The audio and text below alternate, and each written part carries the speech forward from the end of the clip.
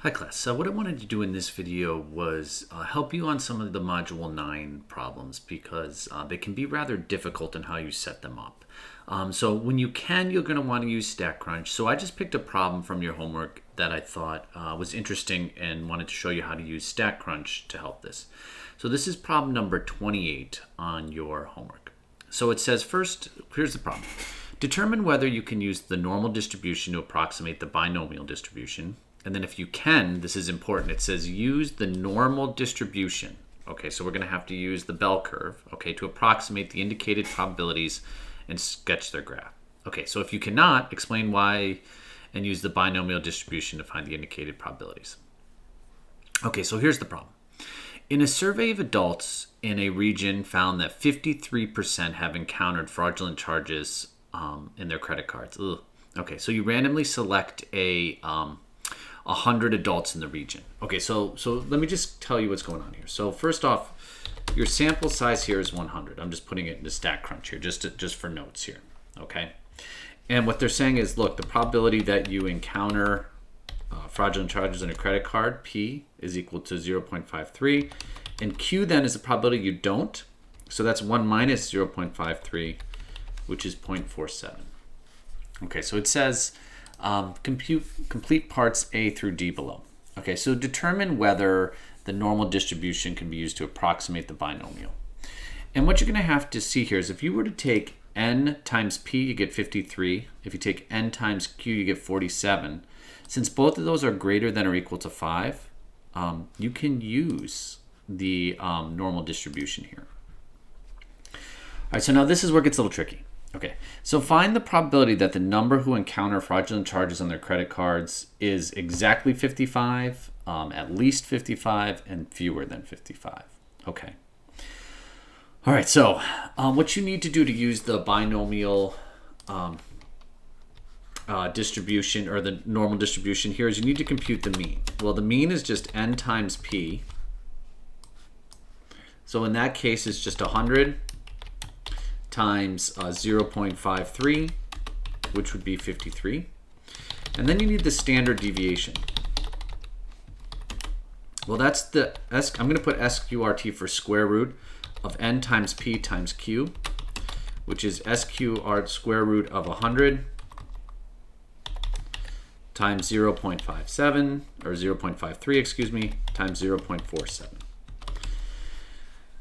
And so notice how this says round to 4 decimal places. So you're going to want to round everything to 4 decimal places here. So I'm just going to quickly do this. So you're going to take 100 times 0.53 times 0.47, and then you're going to square root it. And you get, looks like you get 4.9909, but when you round it, it's 4.9910. Okay, that's great. All right, so here's how you're going to tackle this problem. So it says find the probability that the number who encounter fraudulent charges on their credit cards is exactly 55. Well, you're going to go to stat, you're going to go to calculators. And if you use the binomial calculator here, you're actually going to get the wrong answers, all right? Because what it's saying here is use the normal distribution to approximate it. So I'm going to click normal. So I want to find the area between here. I know it seems weird because it's exactly 55, but to find exactly, you're going to use the area between.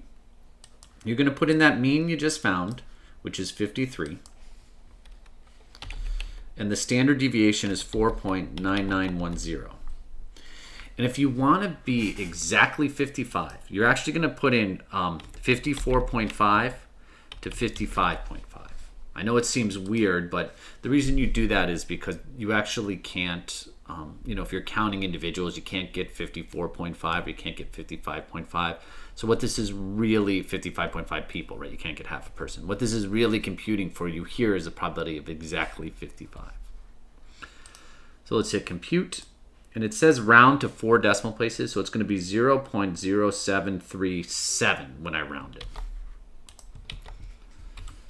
So let's check our answer.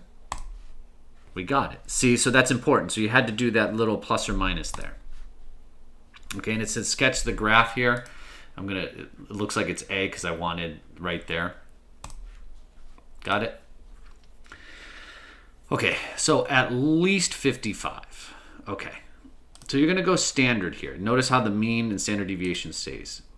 You want at least 55, so that's 55 or greater. So you're going to go greater than or equal to 54.5 because you want to capture 55.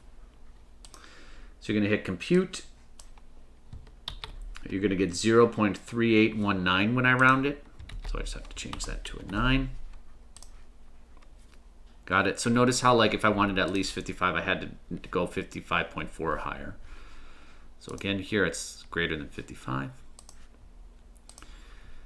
And then the last one says, find the probability that the number who encountered fraudulent charges is fewer than 55. Fewer than 55. Well, so you want to be less than or equal to here, fewer than 55. So no, you're just going to switch it here because you want it to be 45.5 or less because you want it to be everybody less than 55.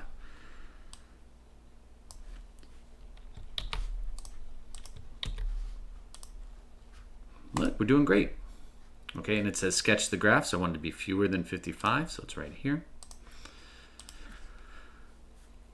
All right, and so identify any unusual events. So you got to look at the probability. Is there anything less than 5%? No.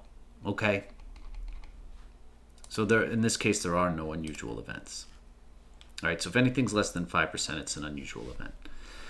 All right, I know this was a little tricky, and it wasn't easy to use here, but you know, once you get to figure out how to use StatCrunch, it's not too bad. It just takes a little while to figure out the intricacies, right? Like if I wanted to be greater than 55, right? 55 or greater, you know, I had to do 45.5, and it's just weird here. So when you fool around with it, you know, be careful. And then also, if you notice when you go to question help and view an example on this,